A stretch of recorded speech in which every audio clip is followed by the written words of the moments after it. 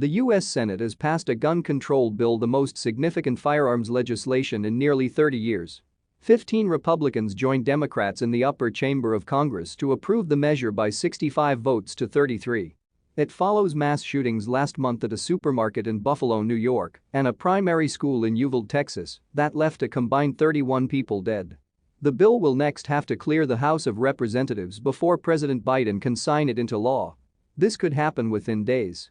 Although significant, the proposals fall far short of what many Democrats and activists have called for. The new legislation includes tougher background checks for buyers younger than 21 and $15 billion (£12.2 billion) in federal funding for mental health programs and school security upgrades. It also calls for funding to encourage states to implement red flag laws to remove firearms from people considered a threat. And it closes the so-called boyfriend loophole by blocking gun sales to those convicted of abusing unmarried intimate partners. The bill is also significant because it is the first time in decades that proposed gun control laws have received this level of support from both Democrats and Republicans. Historically, efforts to strengthen U.S. gun laws have been blocked by the Republican Party. Republican Senator John Cornyn of Texas, who co-led the negotiations, said on the chamber floor that the bill would make Americans safer. "I don't believe in doing nothing in the face of what we saw in Uvalde and what we've seen in far too many communities," Mr. Cornyn said. "Doing nothing is an abdication of our responsibility as representatives of the American people here in the United States Senate." Democratic Senate Majority Leader Chuck Schumer said. "This is not a cure-all for the ways gun violence affects our nation, but it is a long overdue step in the right direction."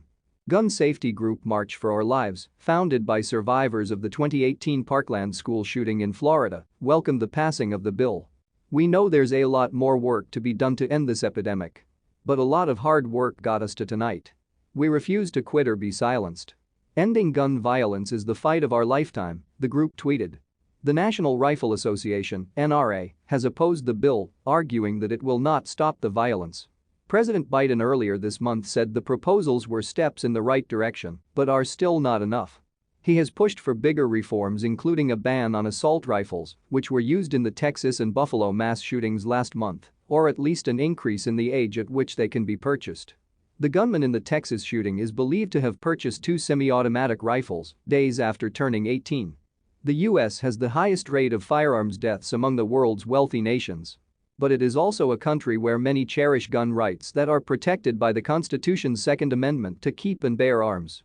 The last significant federal gun control legislation was passed in 1994, banning the manufacture for civilian use of assault rifles and large-capacity magazines, but it expired a decade later. After the 2012 Sandy Hook school shooting in Connecticut, in which 20 children and 6 adults were killed, attempts to tighten the laws failed to get enough votes in Congress.